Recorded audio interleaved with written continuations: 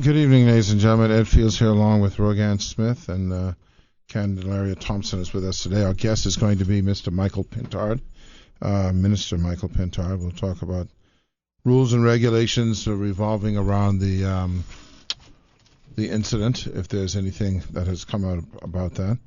But just other stuff. We'll talk about rules and regulations around what the shark. Yeah, okay, let's yeah. tell people what you're talking about. Okay, thank you. And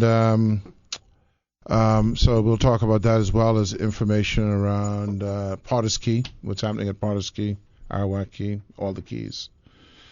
So it's that. And well, we had I guess we had George Smith on, but that was what day? That was Thursday, which was the day of the first day of the Progressive Liberal Party's convention. I saw Miss Rogan Smith's column in the Punch about hypocrisy. It revolved around. But now let me ask you a question, Rogan Smith. So, isn't it like the everyday trait of politics, hypocrisy? Yeah. I mean, yeah, that's not unique to them for sure. I mean, not to that. Yeah, it's just like. Look at your boy. But it was so evident. I mean, it was just so incredibly on display this past convention. It was hard it's like right behind, But look, it's just, I don't know, you're watching this thing with Trump and stuff like that, how they say things and then it's on tape. Mm-hmm. Like we shouldn't select a Supreme Court justice right before election or whatever the deal is, right? And then they do it. They go right there and they do it. And we're supposed to be oblivious to that. So you think it's because...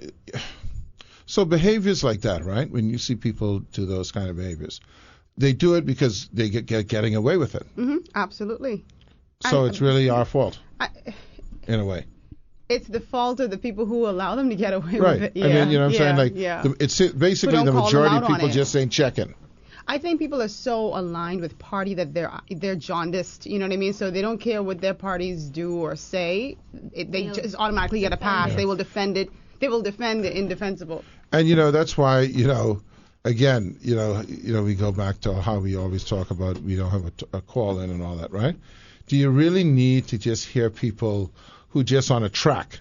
Think about it. You're on a railroad track, right? Mm-hmm. And you're on a railroad, you can't get off unless someone pulls a switch. Mm-hmm. They're just on that track. Yeah. And no matter what you do. That conformity, it's almost like cult-like. It is cult-like. It's cult-like to me, where you can be involved in, and this isn't just for politics, for anything, it could be religion or whatever, where you are so ingrained in something that there's no objectivity, that there's no stepping back and saying, hey, I might support you, or I might attend this church, or I might like you, but that makes no sense, or you're being a hypocrite here. We don't do that. Well, you notice how when George Smith, the constitutional forefather of our country, was here, and I said to him, it's really a fraternity, right? And you would think about it, in its purest sense, you have a fraternity. Mm-hmm. And they do something like, say, Hayes, and everyone's following the line. They're following in line. Okay? You're beating this person to a pulp. Mm-hmm. Okay? Mm-hmm. But you just want to be in the group. In the crew. That's a scary thing, man, to be in the group. And when you look at the conventions, and again, no matter what the convention is, I don't feel like there's a lot of... And I'm going to be very particular about the Bahamas. Because I get the feeling, I could be wrong, I mean, they're just as, partisan in the States, in the right? State, yeah. But that the delegates and the people in in that convention hall, they're thinking maybe about, and by the way, there's always the graft at the highest level. Yeah. They're running the show. Yeah. But you get the feeling that the people who are in the room are a little aware of issues, etc. Yeah, in the States, absolutely, right? I agree like these ain't no, I just coming there for the party. Yeah, and just following blindly. Right. That there are people who are diehard. I want this issue. I want my issue on the platform. Mm-hmm. Do you think anyone was thinking about, I want my issue at the platform? Well, you never know. I don't. You never know. I'm just asking. But I'm just on both sides. I'm not, picking. Is it a big party? I think a lot of these things are just for the party and the rah-rah, And when you think about how, and this is another thing that we want to re-highlight to people, Remember now, folks, that the leader of our country is chosen from 3,600 votes. Is that not correct? I'm sorry? The leader of our country Oh, you mean is from chosen either the delegates from or the stalwart 3,600 councillors? votes. Sure. 1,800 roughly. I don't know how much on the F&M side. 1,200 the PLP got 1,800. Roughly, the choices we have are from. Do the math on that. Let's do the math. So you're going to take 3,600, right? What's our population? Over 400,000 now. Okay, so let's just say Round it up to 400,000. even 400 Mm-hmm. divided by 400. While you do that, I have to send a shout out to one of my bestest friends in the whole wide world. Today is his birthday, Sean Gordon. So congratulations. Party hardy, darling. Mm-hmm. Now I don't know what this is in the percentage. I think it's 0.009. Hmm. Okay, now let me just do that percentage-wise times 100. Yeah, so it's less than 1%. Okay, is choosing who we get to choose from. And by the way, whoever gets elected is only from 1,800. Okay, now here's the sad part, or the very scary part. The majority of the people who get to pick are selected by one guy. Absolutely. The guy who they pick back. Stacked. Yeah. Okay, so it's like if I pick you and Ken and Candy and Special K and all the other Ks and Kevin Jamal and Tina, y'all are the delegates, okay? Y'all are my delegates. Yeah. And then Dal Miller come to run because he's from another station. Okay? I gave it Darryl. I'm on the way. You see what I'm saying? And then what'll happen is you'll get wiped out 800 to 1. Yeah, you're right. Mm-hmm. So that's a scary, no, I see your point. Yeah. scary thing. Yeah. And I don't know, up until last election, when what was it, the referendum, or was something that brought that to people's attention. Oh, you know what it was? It was the Loretta Butler. Oh, that's correct. Minister battle, right? Mm-hmm. That brought to people's attention. Yeah. I don't think people knew what delegates meant. Almost up to that. I mean, you know what I mean. Yeah. They know what it meant, but they didn't know how the parties selected. How they worked. Yeah. And how we get, no one was interested. Yeah, okay? I guess because if you're not affiliated with any party or whatever, I mean, I'm not affiliated with any party. I don't care, but So I will not reveal who, and no one will be able to guess it, because I'm not going to reveal who, because I've had the, I suppose, privilege of being around a couple of prime ministers. So I remember one time when someone was running to oppose a current leader, okay, and I happened to be at a meeting, okay. Over the last 20 years, so you can try to figure it out. It's only three. We've only had one. We've only had 4 prime ministers, right? Four now. Yeah. Sorry, I forgot. So one of the leaders said to me when the person, when the meeting was over, I just said to them in passing, so how's things? And they go, I'm not worried. I think I got it. And they said to me, how so and so expect to beat me? You see that woman right there? Oh, I know who it is. Okay, well, you see that woman right there? She's a Strawberry councillor.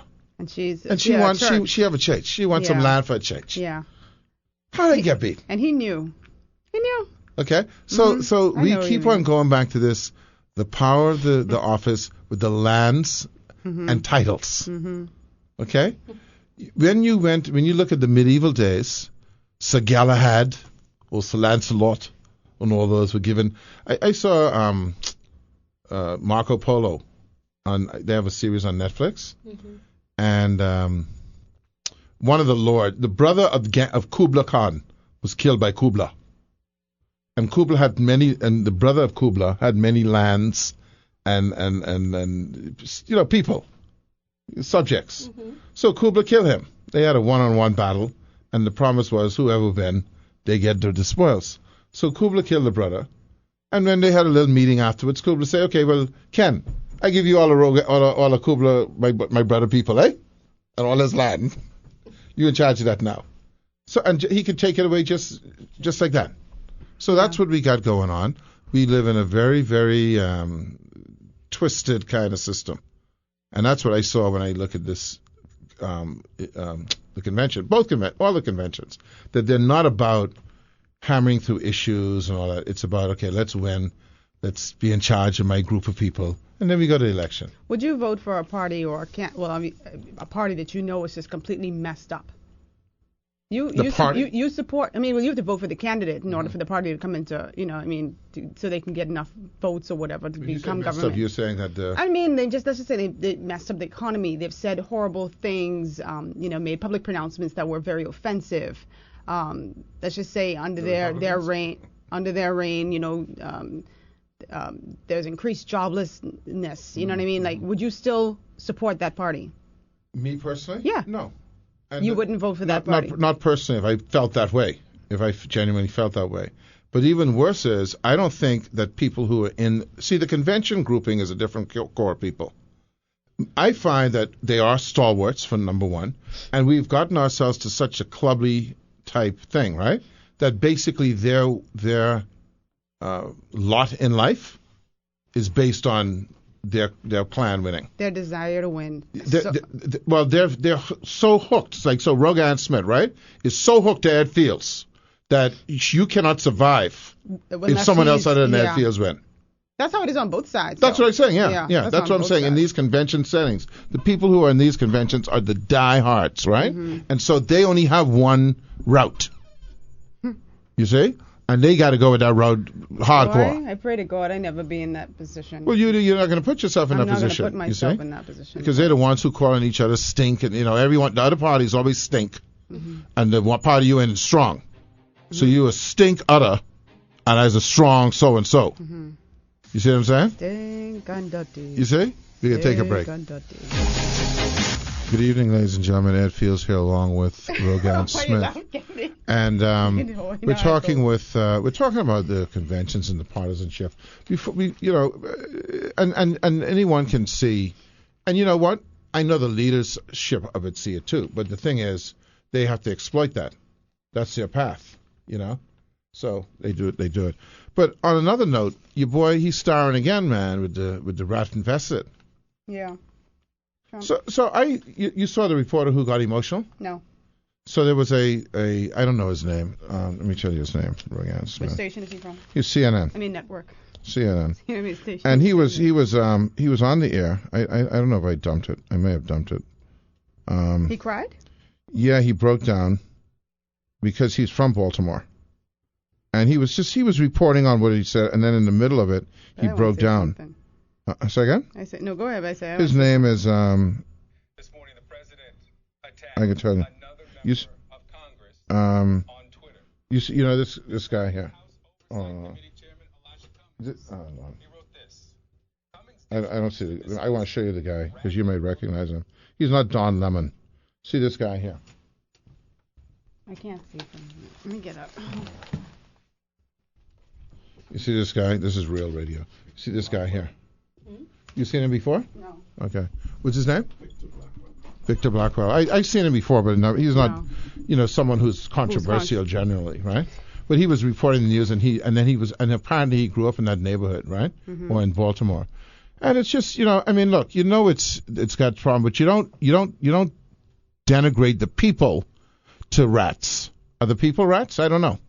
I don't know how What was his exact quote? Let's find. His quote was, let's find Trump's exact he said, quote. Any human being would not wish to live there. That's correct. That's what he said. Well, there are people, but so the people who live there are not human beings. Well, they're human beings, but have you been to Baltimore and seen the state of affairs in Baltimore? Right, but you've denigrated me before on this before, right? About calling people animals and stuff, right? And I will call people animals who act like animals. No, I say they act like animals. But there are people.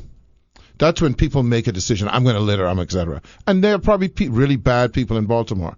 But what about the people who grew up and who lived there all their life, and the environment or whatever disintegrated? Right. That's a circumstance. Are they not human beings? They are human beings, but Baltimore is not a good spot to live in. I'm going to be honest with you. No, I don't think it. I don't. And I think you can say that. And I think a lot of people who are there because they are victims of circumstances because they cannot get up out of there. Right, but he doesn't recognize that. What he does, it seems to me, is he dismisses that there are human beings who may not wish to live there, but he's saying it in a way that as if that's their choice. That's not their choice necessarily. Let's see. He says, over the weekend, Trump took to Twitter to criticize House Oversight Committee Chairman Elijah Cummings, declaring that his district in Baltimore was a disgusting rat and rodent-infested mess where no human being would want to live. I have no problem with that. The president also suggested that Cummings, who represents Maryland's 7th congressional district, should not criticize the conditions of the U.S. border where migrants and asylum seekers are detained in squalor because the situation in Baltimore is worse. Now, Cummings is well within his right to still talk about the situation at the border. First of all, those people at the border are not there. They're not there by choice, right? No. The people in Baltimore, well, I would say that people in Baltimore, some of them are there by choice. Some of them are there by choice. Okay. And by the way, there might be some people who want to live in Baltimore. But are they not human beings? That's really the crux of it, right? Suppose out of all those people in Baltimore, that's where you live, that's where you grew up, that's where you want to help the community, etc. Like we met this guy, there was a guy, DeVray, I forget his name, who is a community organizer, right? Who is trying to improve things in the Baltimore area. That's where he grew up. Is he not a human being? Because he chooses to live in Baltimore? No, but he's not saying he's not. He's just saying he no says, human who would being want to live there. So if I want to live in Baltimore, then I'm not a human being. Well, maybe he should have been more specific and said. I mean, but then if you get more specific, then you isolating people and the criticism gets even worse. If you say no decent human being would want to live there, if you said no human being who had aspirations for better would want to live there, then you're still going to offend somebody. So he might as well just left it as general. You could even say it in a way that it's not a place where you would. I think when you get no, say it. The question: why would people want to live there as opposed to defining what a the human type being, of person if you there. wish to live there, you're not a human being. That's what he did. Then the person comes back and says why they want to live there because they have history because they grew up there. But you know what? No matter whatever question. He would have been criticized either way. I agree. But the point I'm saying is he could be criticized for something, but shouldn't be criticized for saying people who choose to live there are not human beings. Because that's what the piece is. But that's not how you interpret it. That's not what I read. I don't know how to read it. That's not how I read what he said with the human beings. No human being would want to live there. Okay, so if you choose to live there, you're not a human being. Are living there, and some of them choose to live there. So therefore, you get it, right? Human beings are in fact living there. And some of them choose to live there. Right. So if he says no human being would want to live there, none. If I decide, you know what, I want to live in Baltimore, I'm not a human being. And here's the deal too. When Barack Obama said something like, these people latch onto their guns and religion, big problem. Okay? As a politician, you even said to me, Rogan, when Mr. Christie said a thing about when he made the did the finger gesture. The finger, right? That they have to be above a certain standard. Yes, I okay. By the way, the president of the United States, guess where he represents? Baltimore. Those are Americans. Okay, he makes it seem as if it's a us versus them scenario. Oh, Elijah Cummings, you're responsible for that. I'm not responsible for any of the bad places. I'm only responsible for you're the president of the United States. And all that live here. If Mr. Minnis got up and said something about that with Over the Hill area, you can forget it. Okay, it would not come off well. And I would hate to say if someone like Brent Simonet said it.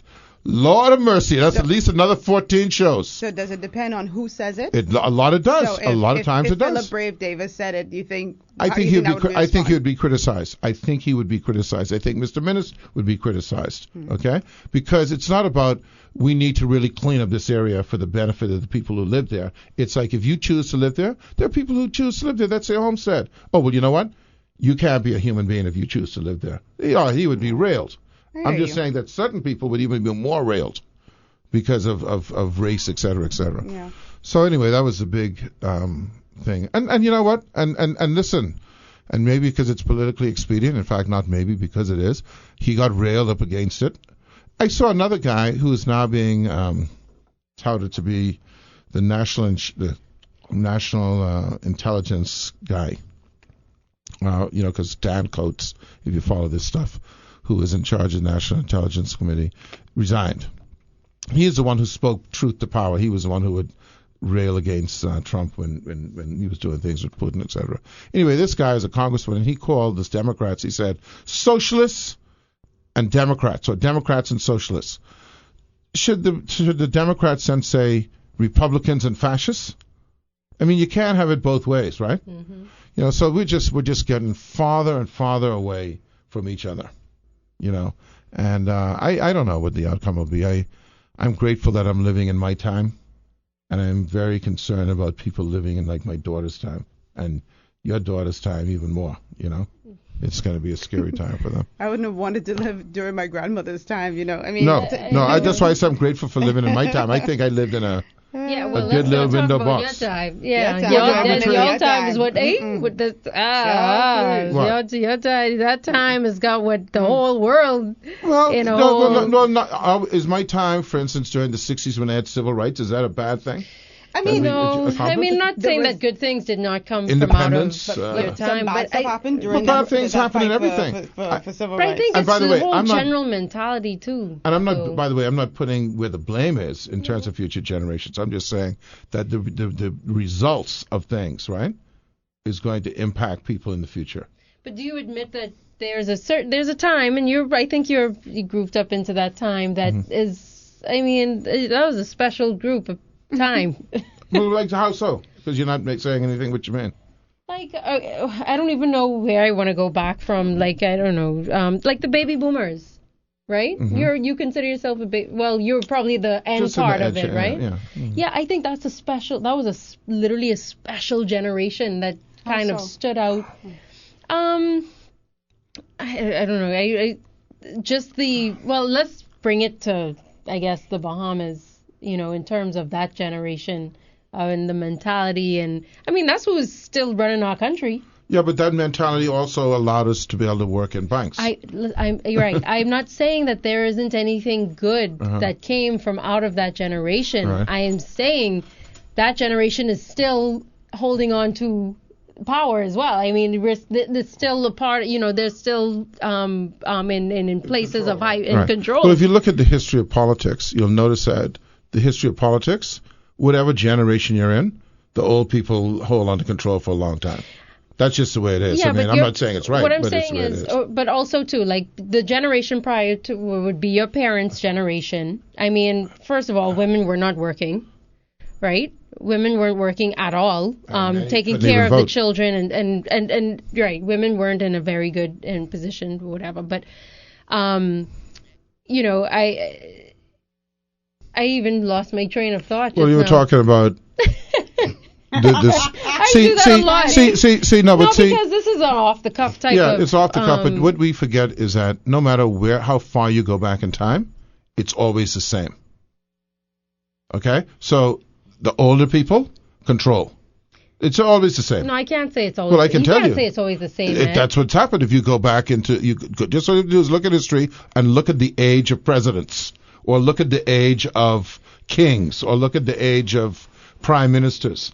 The older folks, because they have the money and the power, always maintain control. The younger folks are always trying to break in. The setup might have been the same, but I think it's also the mentality too that I think changed when, you know, on the onset of the baby boomer generation. Again, mentalities change continually. There's no static. You don't think that there was a major change in that generation from your parents' generation? Right, and I think their change was major from their parents' generation. That's all I'm saying. Mm-hmm. I think that we tend... It's like my parents, when they were dancing to whatever, their parents probably said, what kind of music is this? Mm-hmm. Okay? Nothing really changes in that regard. You know what I'm saying? But my little niece going on with these little mumble rappers stuff, I'd be like, which were you doing? I'm looking at music now, like I feel like I'm a parent, because I'm saying, what's that? And my parents would tell me, get that off. That when I was playing it, don't get that noise out of here. They want to hear like Sam Cooke, you know, and I want to hear like Donna Summer. Mm-hmm. So no matter which generation you go to, right? I'm saying that you repeat the same scenarios. The young people want to do something different from the older folks. The older folks want to hold on to the past. The young folks want to move forward. You know, I mean, this has been a really good topic to analyze. Had we, had some time, did a little bit of research and and stuff like that. I sometimes I believe like that generation is, and I may be, people might throw rock at me after this. You know it? When you become my age and your daughter is saying that to you. That's fine. That's when and it's not a big thing, but that's when you realize, and I want you to remember this day, July 29th, when I said that to you. Because it's going to happen. Yes, I know there's going to be changes, and I know there's going to be differences. Your generation, y'all mess everything up. That's what your daughter can tell you. No, I think this is probably I think people are looking forward to. I'm not saying that in every way, right? Huh? It can. I'm not saying that economically that it's going to be great, but I think a lot of people are depending on the future generations to change some things, like to turn things around. Has that not always been the case? I'm challenging you. Has that not always been the case? That didn't if you were a slave, were you not hoping that the future generations change some things? Mm-hmm. That is, if you were an Israelite slave in Egypt, weren't you hoping that things could change while you follow Moses? You're always looking for not the crap that you're dealing with. Yeah, I agree. Every generation has had their impact, or whether positive or negative. Yeah. And I guess Moses is a good example when you think about it. Here it is. Talk about politics, right? You're a slave building the pyramids, getting whipped, and then this guy comes along and tells you, hey, I'm going to set you free. And you all get in the desert and you march. And then you know what? About 2 to 3 days out, excuse me, Chief, where the food?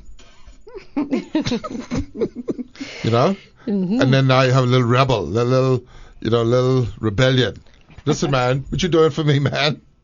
Some serious complaining. Yeah, and he can talk about, listen, I got you out of Egypt. Yeah, but we finished with that.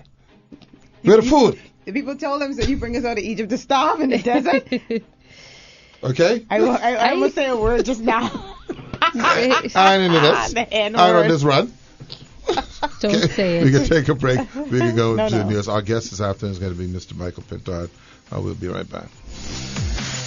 Good evening, ladies and gentlemen. It's a hypocrisy table. That's what we call ourselves.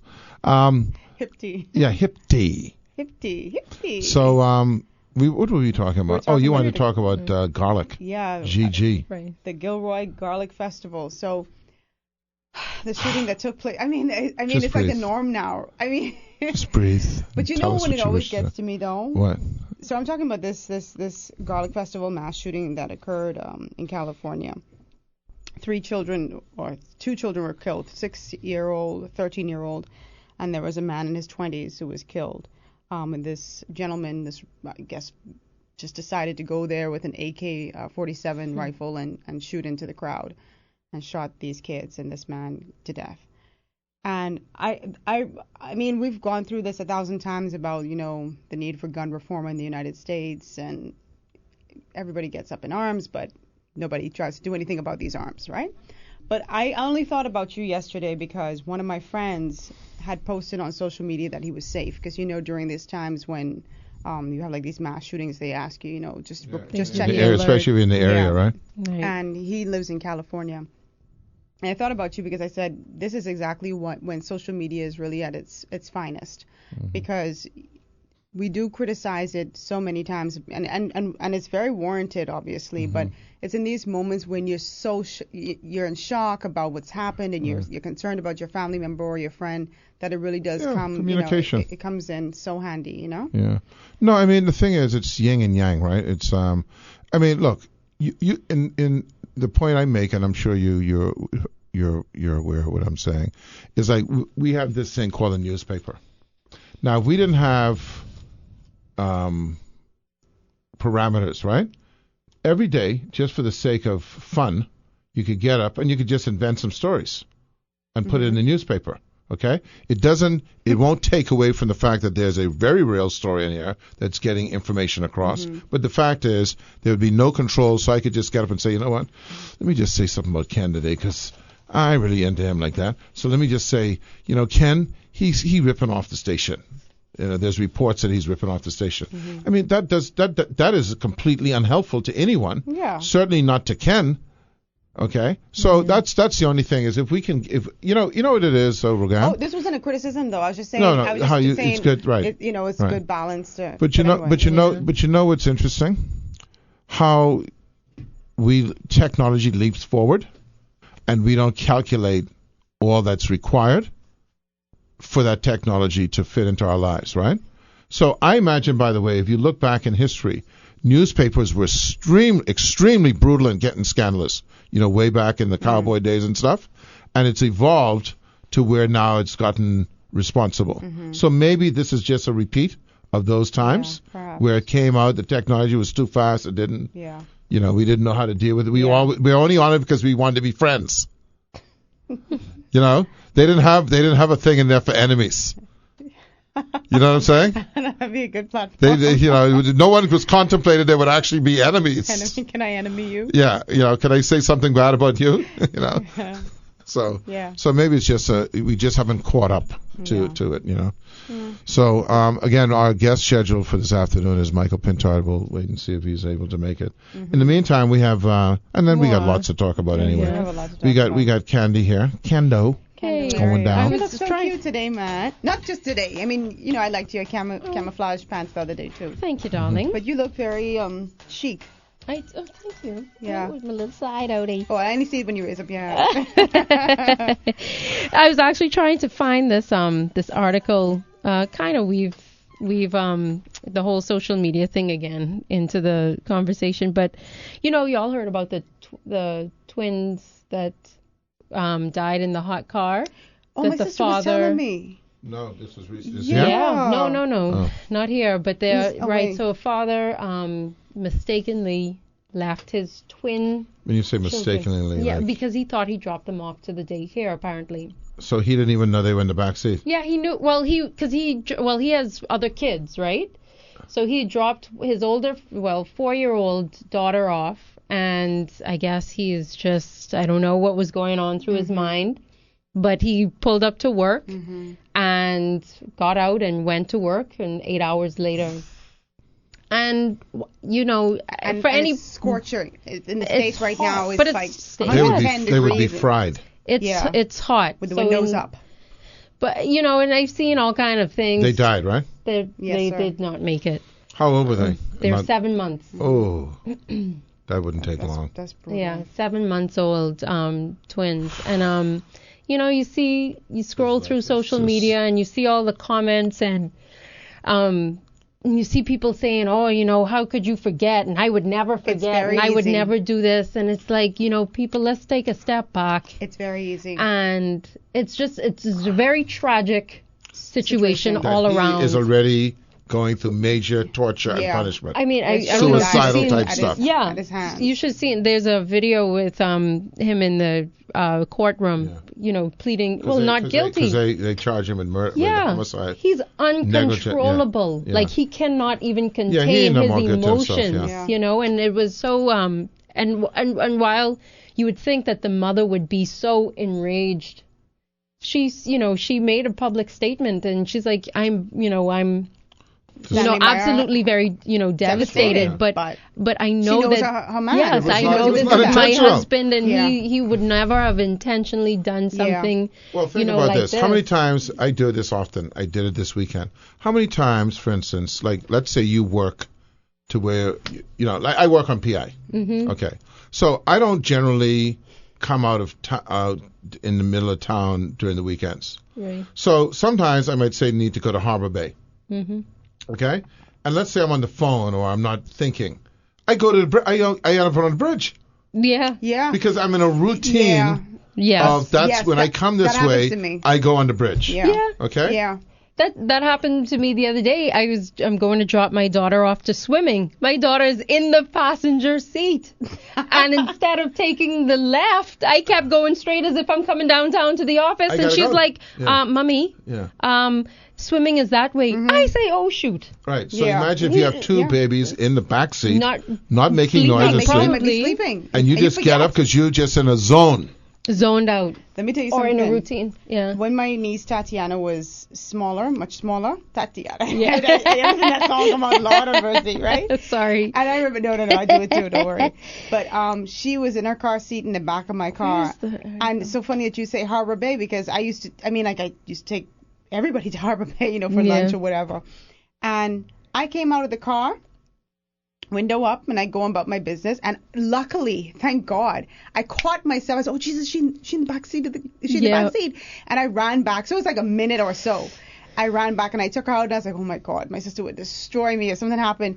But I can only imagine she was sleeping in the back, so she wasn't making any noise, and you just forget. Yes. And you're a human being. You're a human being. Not only that, you're a human being, but you know, some of these you're a parent. Some of them who were making, you know, these statements or what they'd never these do. Posts, right? Be Well, what careful. you would never do as a parent. You're a parent. Well, let me you tell know. something. Be careful. Let me tell you, forget about Be very parent, forget careful. about Yeah. Never use the words Never. I would would never do. Yeah. Like I told Well, you. that will come back Okay. to bite you. You give me 39 bill, and I'm going to do a lot of things. There's a lot of things what I said never. Okay? do. Yeah. And all the people Have who done. said they would never do it for the 39 bill, that's because they in their mind thinking, well, I'm never going to get the 39 bill. But once that 39 bill is put in front of them, hallelujah, want to talk about hypocrisy? They just go and outright lie. Okay, so never say never. I mean, I've seen it. Yeah, You've you seen really it a can't. million and one times. You don't know the circumstances, and obviously, you know, I I mean, don't know. for the Did the wife jury to come was out he and convicted? speak out. No, this Yes, literally just happened. So he just Yeah. put it in his plea. I would think that the jury is going to know very quickly about I hope the difference so. between an abusive parent, a negligent parent who has a history of this, as Right. opposed As a purse. as a As purse. a purse. And if I was, by the way, if I was the defense lawyer, I would say, purse. as a purse, and right on that, he get off. They get on, he's one of Okay, us. you know what? Don't convict him because he is a purse to that. They will know his heart. But yeah, you hit it on the head. People just jump straight into That's what for him. Yeah. And by the way, there's just some people who just jump us. right. They, Like let's not look at the They just waiting for circumstances. something to jump on. No, this happened. You shouldn't have do it, or it shouldn't have happened, and you're just a horrible person for it. Period. It's a mistake with a terrible result. Was Yeah. a very yes. And a by the tragic way, result think of, that and you know what? He will be dealing with for the rest all of his them life. people who on the jumpers. Mm-hmm. Do you think they ever reflect on the mistake they made that had terrible mistake, had terrible result? Or That's no, the they're next thing perfect. that gets me. Like people talk as if they've never made any kind of mistake. No. No one ever miss and like break a glass because they were not paying attention. Yeah. Okay, you know, you could be something simple. I think of some simple things, man. Because I'm kind of paranoid about accidents, especially when I had a kid who was young, and I was just thinking, like, I can't, just watching a kid in a room with sharp edges. Oh. Like tables Glass with sharp tables? edges, or any kind of sharp edge table, and because the kids, Yeah. they on they ain't got no speed control. Oh, I just got Okay? some. They have no speed or directional control. They're at the same level as the table, and they run around and they trip on the Lego, Yeah. and then boom, sharp edge in there. Stop. Yeah. No, I'm just saying. Yeah. I know, So but then you would I be. think about What kind that- of parent are you with the Lego on the ground? Yeah, I think about that. Yeah. You know. Yeah. You're right. Ooh. So this is Yeah, don't be so quick to pass judgment. Of the billions. There was a guy named Carl Sagan. He used to say billions and billions. He was an astronomer. Of the Ed always have a story, you of know. the billions and billions of circumstances, you're just lucky not to be one. Yeah. You know, I thought, when I read certain things, I think about you because, we have these conversations in here, right? This off topic, but, you're talking about be careful of your nevers, right? So you saw this situation with Bill Sanderson. And whom is that? He's the Tennessee lawmaker that they said he's anti-LGBTQ or LGBTI, and he was Child? He was on Grindr trying to meet men. Uh-huh. That's the name of it. I'm sorry. That's the Name it like a Tinder or something like that? It's Grindr. It's Okay. called, wow. Right? Yeah. So And he's so- resigned. He's so- resigned. So hold on. So he was like a hardcore? So let me read this to you. I He saw was this, hardcore?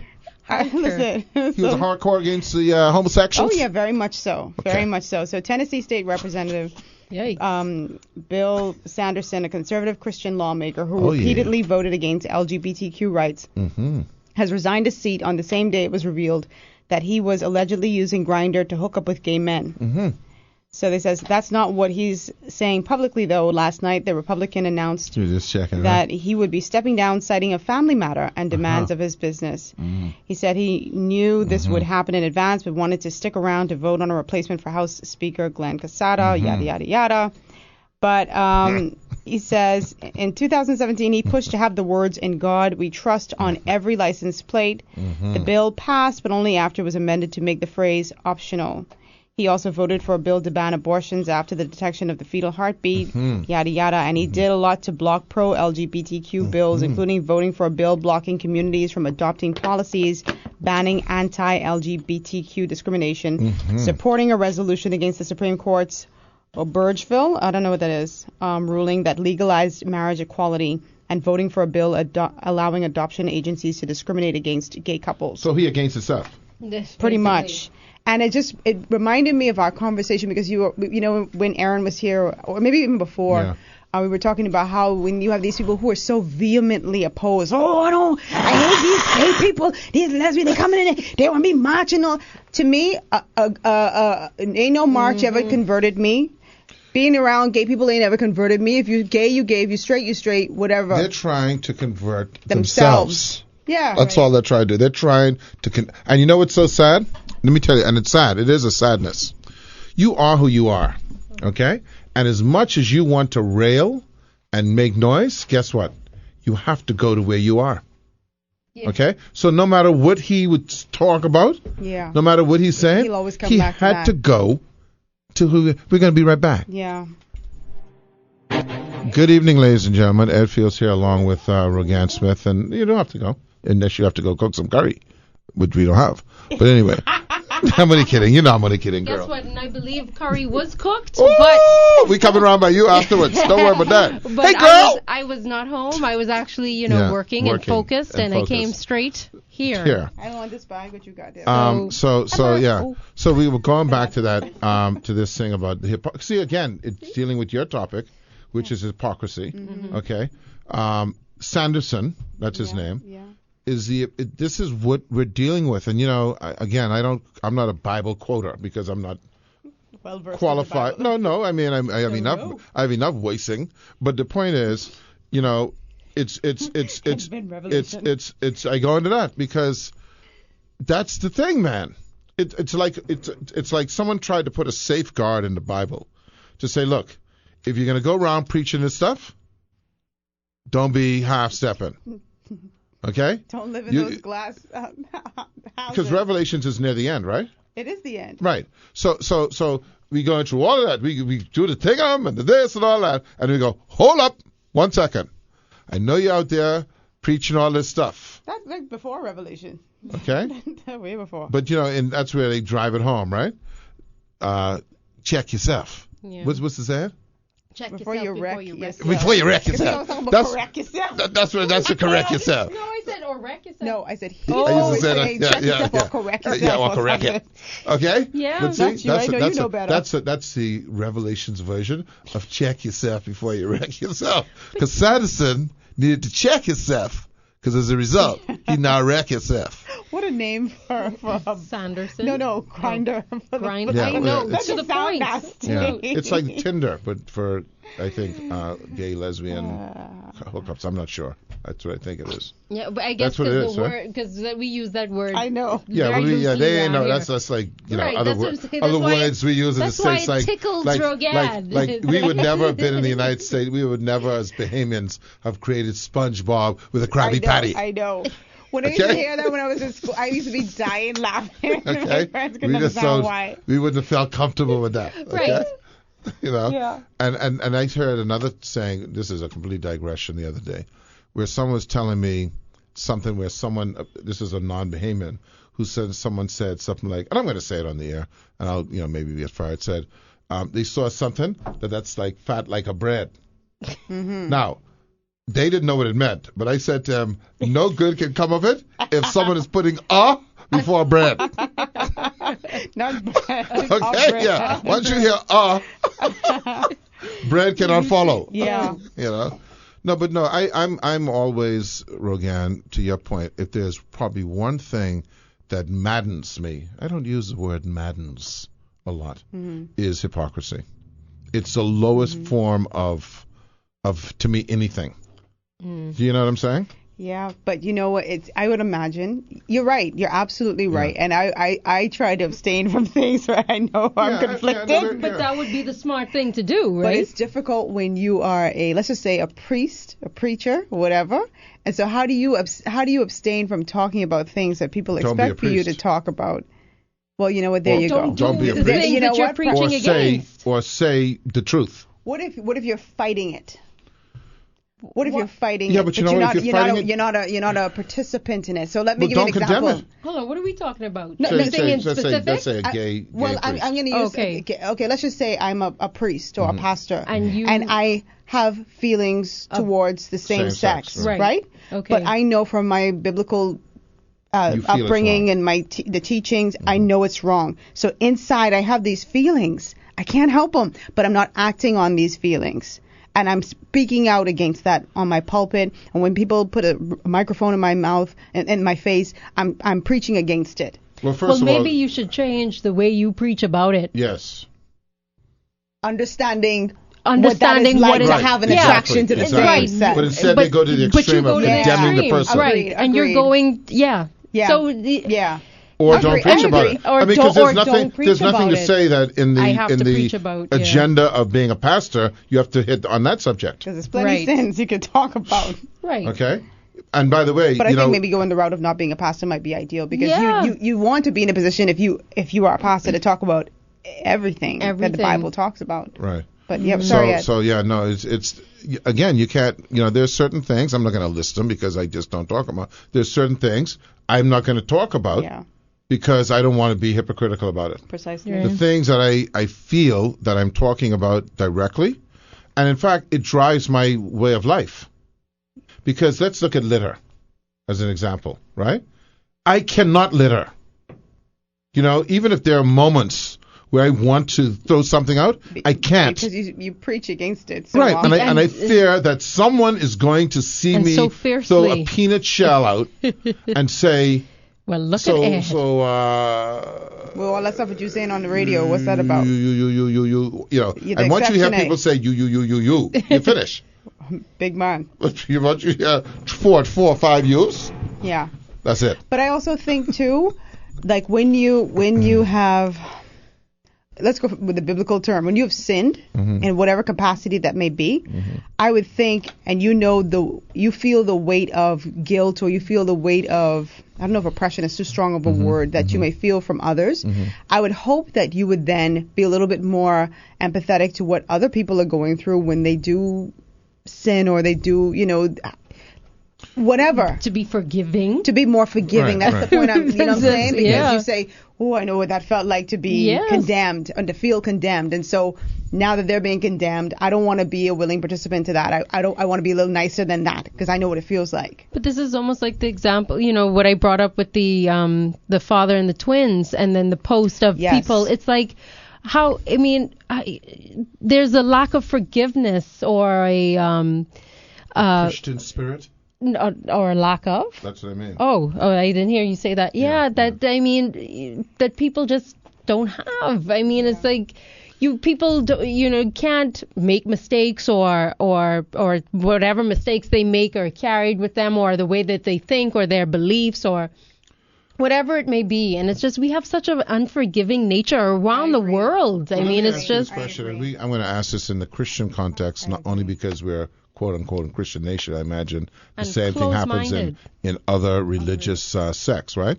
But when you think about it, how bad are we as a quote unquote Christian nation or Christian society, right?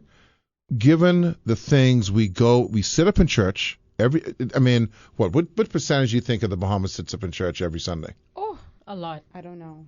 Heavy though, more than 50. A lot. Do we have a lot of churchgoers still? I think so. I feel like it's dropped drastically. Kendrick, you're saying no too, right? I don't think it's what it you don't think used it's to a lot? I don't think it's I think it's a good 50%. 50%. I think 50% is high. You got your Yeah, I mean, I think it's a high. They stay up in them church.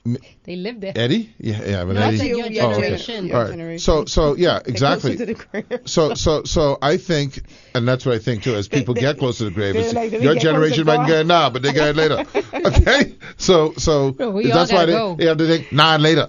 We all gotta go. So the reality is, and I was thinking about this the other day. You reflect on things about how people hold on. This is a completely other subject that I'll come to, but how we profess to be this Christian, all of this stuff, and we're nowhere near it. No. The kind of, how many people, for instance, on social media would call themselves a Christian? I think 90-something% of them would call themselves a Christian. And what about them ones who doing the things they're doing? Well, how many of them are living Christian lifestyles? Well, just in terms of what they say about people and how they treat people and how they refer to people is unchristian. Okay? So, I mean, there's some people living it. I mean, they're living the Christian life. And I mean, I just saw the other day where people like Tim Trico is in, I think it's in Uganda or somewhere where he's, preaching or doing whatever.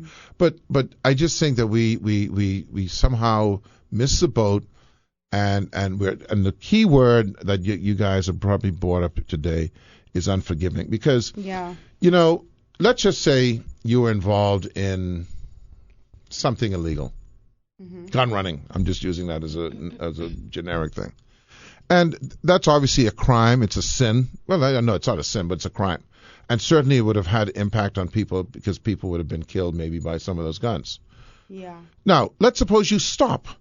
Well, you've repented. Yeah. You have redemption. Yeah. And you can then talk about that. Mm-hmm. But when you talk about the gun runners, talk about it in a way that helps them to seek redemption, not condemn them. These are a bunch of no good human beings. So you turn from no good to good? I mean, we've allowed you in society to evolve. Mm-hmm. But I don't know how you do that if you're, say, someone who is closeted.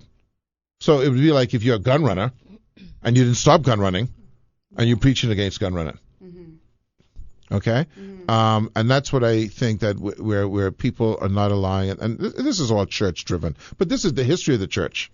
The history of the church has always been to not allow, and I know I'm going stretching it here, but not to allow progress because it threatens the hierarchy. Word progress. Well, let me give it the context. You know my context, right? My favorite one. But you can you understand why I would say I don't like the word progress? Well, and I know what you're saying, and it makes sense, but it's almost like, for me, when I hear that, I feel like people think that the church should accommodate sin. I don't mean that. And I'll say like the church should accommodate sin for progression.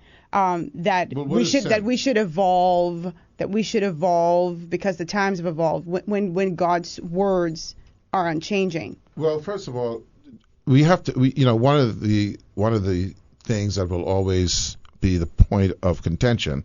And, of course, the Bible itself has conflicting, or what do you call it?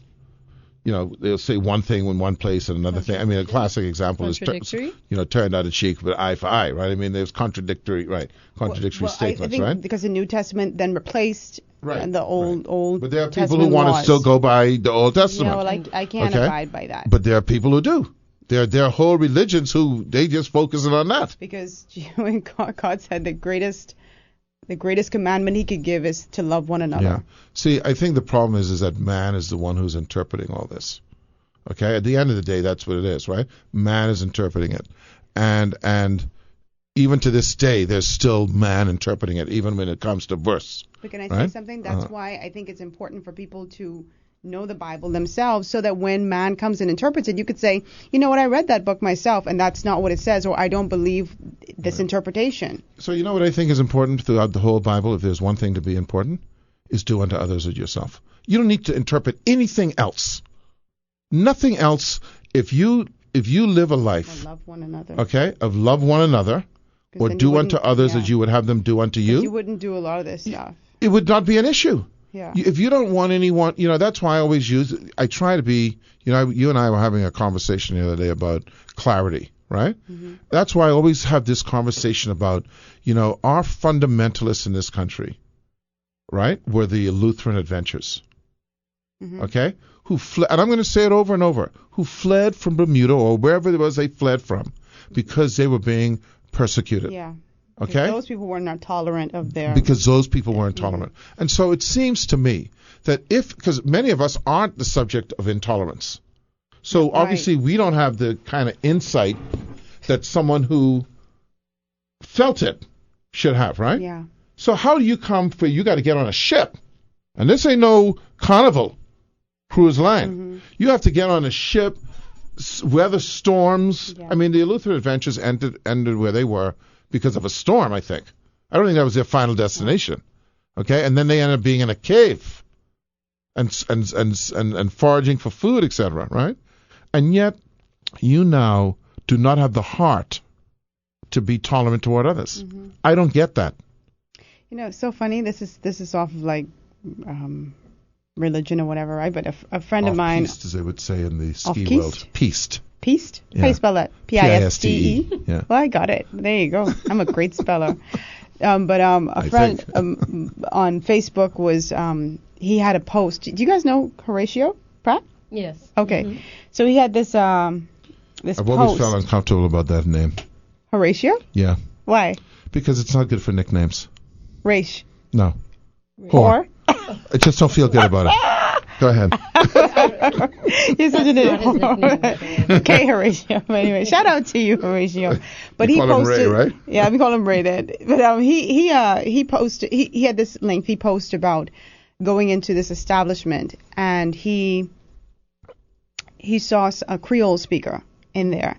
And the gentleman did not speak English very well. And so he was trying to order, and the woman who was taking his order was incredibly disrespectful, very rude, just kind of like rushing him along and being frustrated because she couldn't understand his broken English or whatever. So she just kind of dismissed him and moved on to my friend. And he said, no, I think this gentleman is still ordering.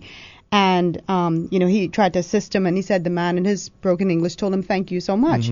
And it's just so many things you could say about that, right? So he said what he felt in that moment was that she was being intolerant of this Creole speaker, because had he been a Spanish speaker, had he been somebody else, she would have worked with him, to understand,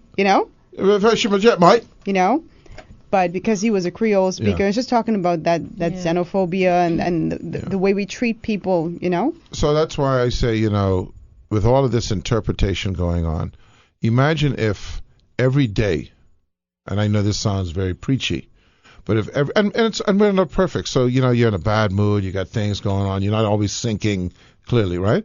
But if every action you took, you just simply say, okay, how would I like for someone to treat me that way, or how would I feel if someone, and look, we're not this isn't you're not getting tens. No one's giving. We got to take a break. We're not getting tens for our behavior on a daily basis. We're not. Okay, it's not going to happen. And you especially get upset? to our brothers and sisters in the Haitian community. Well, we treat we ain't them even like getting a two on that. Okay? Yeah, we're not even getting a two. Yeah. So and again, you see, that's, and I always say, Rogan, our xenophobia, everything you do in life is based on how you treat others. The reason why we feel that others would treat us poorly is because we know how we treat other people. Yeah. We're going to take a break. Yeah. Bye. Good evening, ladies and gentlemen. Ed Fields here along with... Yeah, there you go. Fat. Yeah.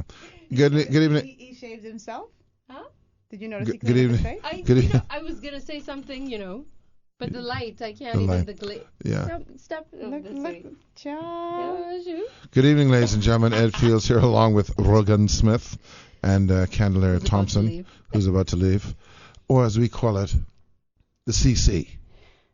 Huh? The CC always has What is the CC? What does that mean? The curryless Candelaria. The curry. Oh. We only tease it because we have to have stuff. I know. You have to have stuff for the thing. And by the way, you know what? Let me tell you, I have to tell you all this story. I don't know if I told it on the air. I went to a place. Did I tell you about when I ate the curry? In Trinidad? No, here. I went to this place. It was a wonderful place. I went to get, and I got this curry and a lot of rice and the provisions, the plantain and the cabbage and, the cassava, the whole thing, and some slaw. So Rogan doesn't like these things, slaw. So anyway, I went back to my office and I sat down and I ate it all. And then all of a sudden, I woke up. Like I had finished eating and fell asleep on the spot.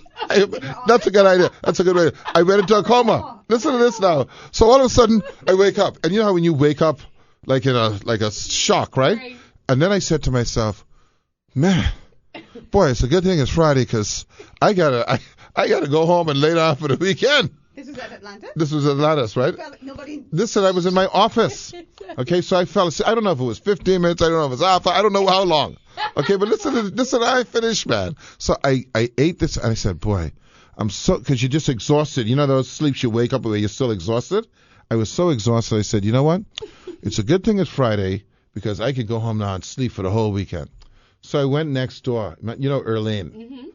I said, Erlene, listen, tell Gigi, don't worry about the report today because seeing as today is Friday, she can have that on Monday because no one is doing no report today. This Friday, man, I tired. I just wake out of a curry coma, a CC, okay? And I ain't got time to be reviewing no report.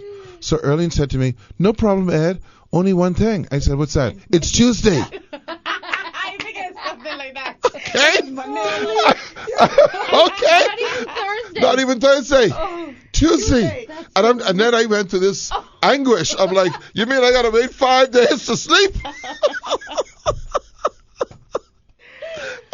That's the curry coma. Okay. I don't know how we got on that, but that's... Yeah. Oh my goodness. Boy, look here. You ever been in one of them kind? You made out for the rest of the week. Well, I mean, obviously I caught myself, but at that moment I was depressed. I would. And by the way, I've never gone back to that place for curry. Something wrong with that. They put something in that curry. That was deep, man. Noted. That was a class A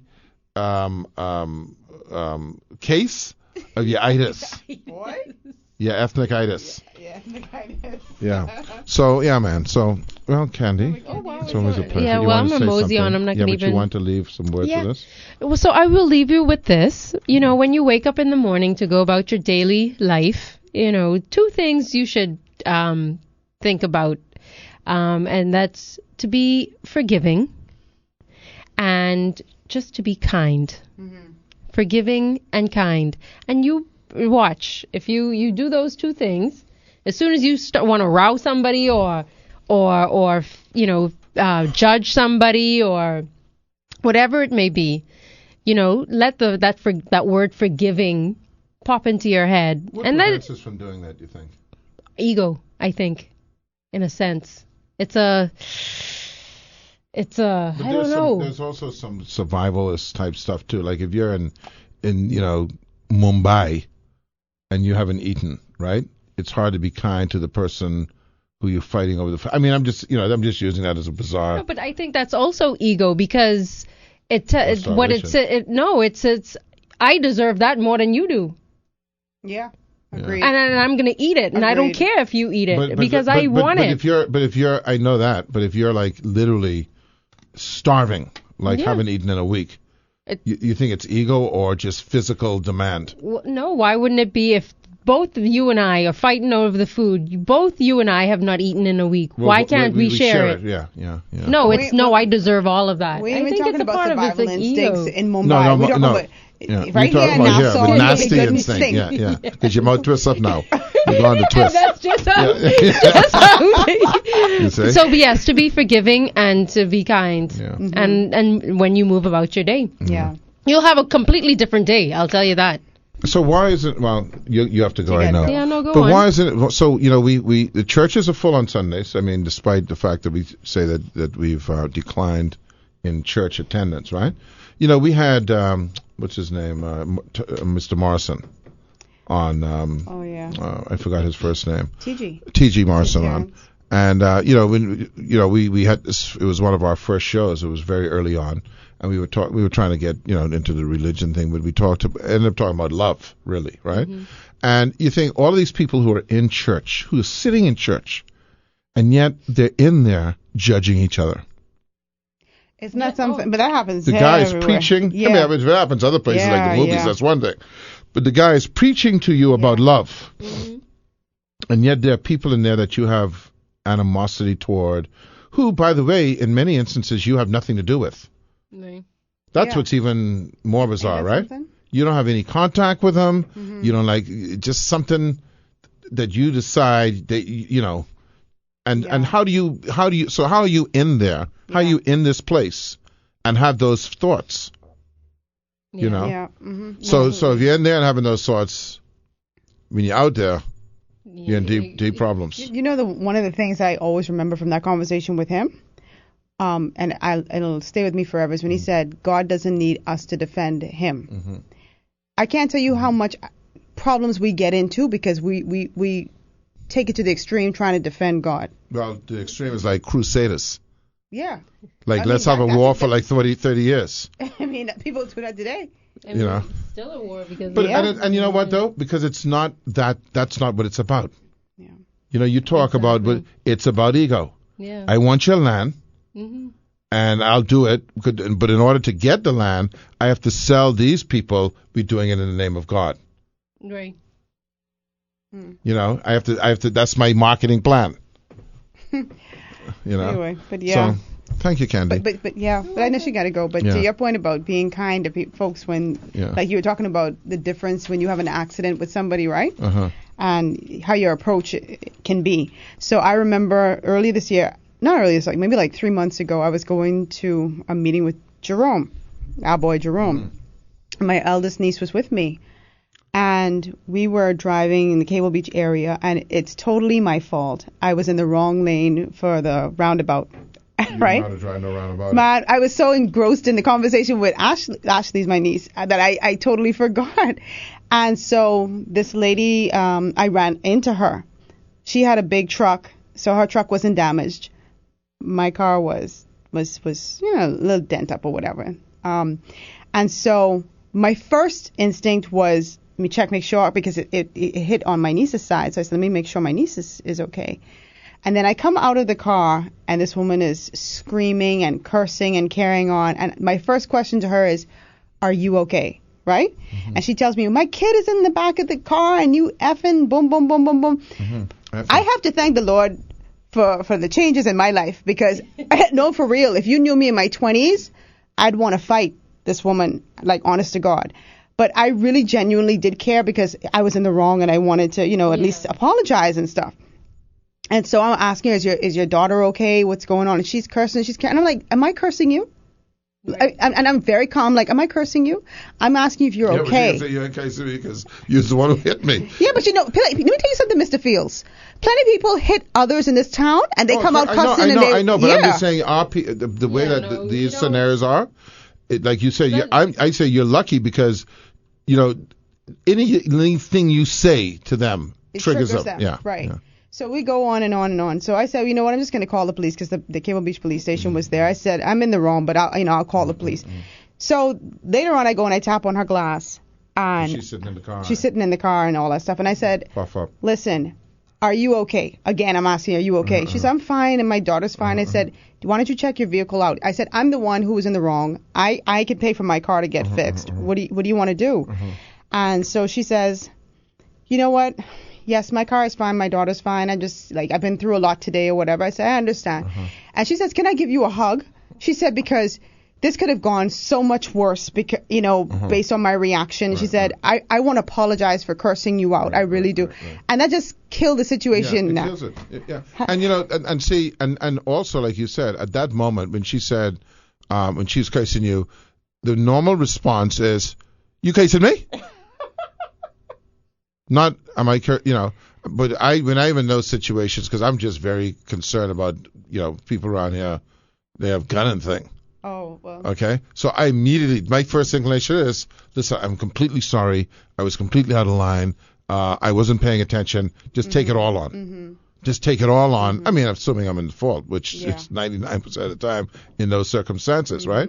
And then you just kind of diffuse it. Yeah, diffuse the situation. Yeah, but if you want to be rowing and all that stuff, that's just gonna escalate. And by the way, when like that woman who came out rowing, also understand, okay, first of all, you were at fault. Yeah. So she is already hyped up on that. Yeah. But it's amazing to see almost the immediacy of the change if you come at them with a different approach. Yeah. Well, it took 10 minutes, but at least she didn't have to. She didn't have to come and say, "Can I hug you?" And she didn't have to apologize. Yeah. So I did appreciate that. She sat in that car to decompress. Yeah. I leave her alone. But it took you. Yeah. To come with a more, to have that awareness, right? Because if you coming out cussing, I'm not cussing, that would have been a horrible situation. Now, I want to talk about a completely different situation that I'm going to research, but someone called Candy. They called us about this. Yes. I mean, we have 5 minutes, so I don't know if you can wait it out, Candy, because we've been putting you off for so much long. But anyway, this has nothing to do with you. But I got a call from a lady. I won't call her. That apparently, and we're going to do this research again. If you go down to get your check or your money from the court, so this is child support or spousal, whatever they do. I don't know what they do. I need to get some of them myself. So anyway, so if you go down to the courts, apparently, and she sent me a picture of the people and the whole thing, it takes months to get it. Apparently, Ken, he's a deadbeat dad. He can go down there, pay in cash. Yeah. Okay, I've heard of situations where they see the person paying, and then they can't get the money for months. Why is that? I don't know. We're going to look into it. It's a pre-warning because apparently they created a new system, and that of course these people who are working in the department, apparently they take the book and they go in the back, and then they come back and they write in the book not ready. It's a very insensitive thing. You've got to realize, public servants. And I'm using this word very pointedly. Servants. That we get that you don't control the system. But you know what? You can control the situation. Precisely. Okay? And the reality is you cannot just be insensitive to someone's plight. Yeah. Okay? I've seen in the court scenario people who have ended up going back to jail because they did not get their money. When you leave jail, you have money. You get $1 a day. I think at least it was back in there. You get $1 a day. So when you come out of jail, there's something there. Because they're using you for labor and stuff, man. That's okay. So I don't know if they're still doing it. You get $1 a day. So when you come out of jail, there's something there waiting for you to have. Yeah. If you come out and you have to be. This guy came out on a Friday and he couldn't get the money. I'll never forget it. This is a story that I covered. I remember. And he then went to what used to be the Hotel Training College in Oaksfield. He stole an onion. He told me. 3 pork chops, a lime, and something else. And that judge put him back in jail. Now, the system failed him, okay? And made him, and I'm not saying it's justified and all that, but this is the circumstance, okay? It's a vicious cycle. Food. So listen, folks.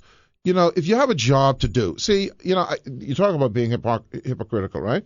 One of the things I feel very strongly about, Rogan, is if you come to me for service, I'm going to give you the service to the best I can give it to you.